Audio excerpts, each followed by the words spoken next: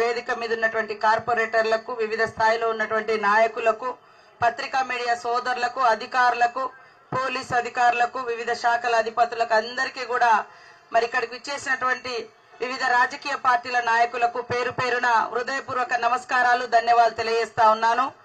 కాంగ్రెస్ అంటేనే మరి ఇచ్చిన మాట మీద నిలబడేటువంటి పార్టీ.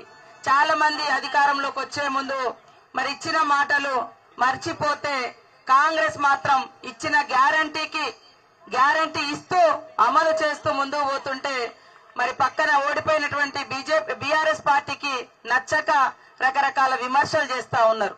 ఈ రోజు రాష్ట్రంలో అధికారంలోకి వచ్చిన 75-80 రోజులలోనే కోట్లాది రూపాయల యొక్క మరి సంక్షేమ కార్యక్రమాలను ప్రజలకు అందిస్తూ పేదరిక నిర్మూలన కోసం, ముఖ్యంగా గత ప్రభుత్వంలో పేదవాళ్లు బస్ ఎక్కాలంటే మరి 1000 రూపాయల రేట్లు ఉండేది. కానీ ఈ రోజు పేదలో ఉన్నటువంటి మహిళలకు ఉచితంగా బస్సు ప్రయాణం ఇచ్చి ప్రతి ఇంట్లో ప్రతి మహిళ 5-6 వేల యొక్క మరి భారం వాళ్ళ మీద పడకుండా తగ్గించింది కాంగ్రెస్ ప్రభుత్వం, సీఎం రేవంత్ రెడ్డి గారి నాయకత్వంలో ఉన్నటువంటి మరి కాంగ్రెస్ ప్రభుత్వం అని తెలియజేస్తా ఉన్నాను. ఆనాడు టీఆర్ఎస్ ప్రభుత్వంలో పేదవాళ్ల ఇంట్లో 2 బుగ్గలు, 1 ఫ్యాన్ ఉంటే 100,000 రూపాయలు కరెంటు బిల్లులు వచ్చేది. కానీ ఈ రోజు 200 యూనిట్లు కరెంటు ఫ్రీగా ఇచ్చి జీరో బిల్లు చేతిలో పెడుతుంటే మరి పేదల కళ్ళల్లో ఆనందం, కన్నీళ్లు, ఆనంద బాష్పాలుగా వస్తుంటే నిజంగా చాలా సంతోషం అనిపిస్తా ఉంది. ఇవన్నీ చూసి మరి విమర్శలు పెడతా ఉన్నారు. అదే కాకుండా కాంగ్రెస్ ప్రభుత్వం వచ్చిన కానుంచి సోనియమ్మ నాయకత్వంలో గృహలక్ష్మి కావచ్చు, మరి మహిళా పథకాలు కావచ్చు, అనేక మహాలక్ష్మి కావచ్చు చేస్తూ మహిళల్ని లక్షాధికారులు కాదు కోటీశ్వరులుగా చేయాలటువంటి లక్ష్యంతో సీఎం రేవంత్ రెడ్డి గారు మరి లక్ష్యాన్ని నిర్దేశించి మా అందరి ముందట పెడుతుంటే, అందరం కష్టపడుతుంటే మరి ఆనాడు గడిల నుంచి వాళ్ళు బయటికి రాలేదు. ఈ రోజు రకరకాల సమస్యలతో మరి మేము ఈదుకుంటూ కనీసం జీతం ఇచ్చే పరిస్థితి కూడా లేదు ఆ బడ్జెట్ లో.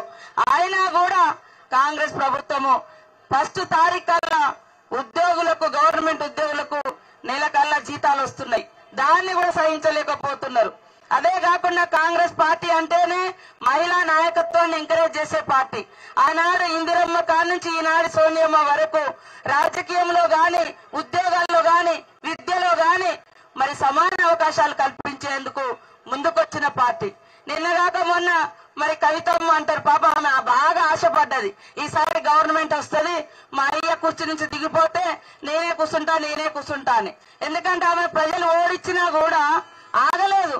6 నెలల్లో మళ్ళా ఎమ్మెల్సీ పదవి తీసుకొని వచ్చి పాప ఎంతో మంది మరి రాజకీయ పదవులు లేకున్నా పిల్లలు ఫెయిల్ అయితే మరి సప్లిమెంటరీకో యాన్యువల్కో ఎదురు చూస్తారు. కానీ అట్లా లేకుండా ఆమె మేనేజ్మెంట్ కోటాలో తండ్రి నుంచి తెచ్చుకొని ఈ రోజు నిరుద్యోగ మహిళలకు, నిరుద్యోగ యువతకు వేలాది ఉద్యోగాలు ఇస్తా అంటే మరి జీవో నెంబర్ 3 ద్వారా మహిళలకు అన్యాయం చేస్తారని దొంగ దీక్షలు చేస్తారు.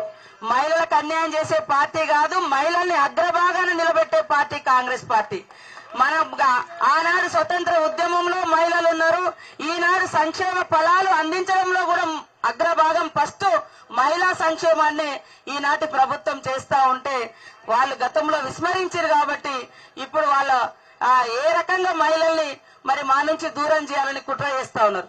జీవో నెంబర్ 3 అనేది మరి ఏదైతే ఉద్యోగాలలో మహిళలకు సంబంధించినటువంటి విషయంలో, రిజర్వేషన్ల విషయంలో ఆ గవర్నమెంట్ తెచ్చింది, కేసీఆర్ గారే తెచ్చారు.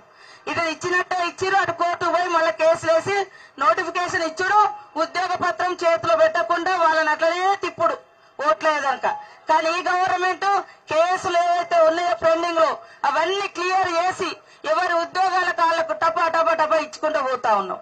దాంతో ఆమె రకరకాల మాటలు మాట్లాడుతుంది. అమ్మ, మీ గవర్నమెంట్ లో మొదటి 5 ఏళ్లలో ఒక్క మహిళ కూడా మీకు మంత్రిగా కనబడలేదు. అదే విధంగా మహిళా సంఘాలు గత ప్రభుత్వం మరి వైఎస్ఆర్ గారు పెట్టినటువంటి సంక్షేమ మహిళా సంఘాలను పావుల వడ్డీ గాని, అభయ హస్తం గాని ఇస్తే అవన్నీ పక్కకు నెట్టేసి వాళ్ళని పక్కన పడేసిరు మీరు. కానీ మేము అందరం ఎక్కిస్తున్నాం, అగ్రభాగాన ఆర్థికంగా ముందుకు తీసుకొస్తున్నాం.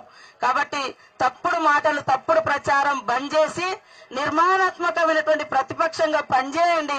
అప్పుడు ప్రజలు ఏమన్నా కొద్దిగా హర్షిస్తారు. గాని ఈ రకంగా పనిచేసే ప్రభుత్వం మీద పనిగట్టుకొని దుష్ప్రచారం చేస్తున్నటువంటి బీఆర్ఎస్ నాయకుల యొక్క తప్పుడు విమర్శలు తిప్పికొట్టాలని కూడా ఈ సందర్భంగా మా మహిళా లోకానికి, మా నిరుద్యోగ యువకులకు, మా రైతులకు, మా ప్రజలకు పిలుపునిస్తూ ఈ రోజు ఇన్ని గొప్ప కార్యక్రమాలకు శ్రీకారం చుట్టినటువంటి మా సోదరిమణి స్థానిక ఎమ్మెల్యే మినిస్టర్ గారికి, సురేఖక్క గారికి ధన్యవాదాలు తెలియజేస్తూ నమస్కారాలు.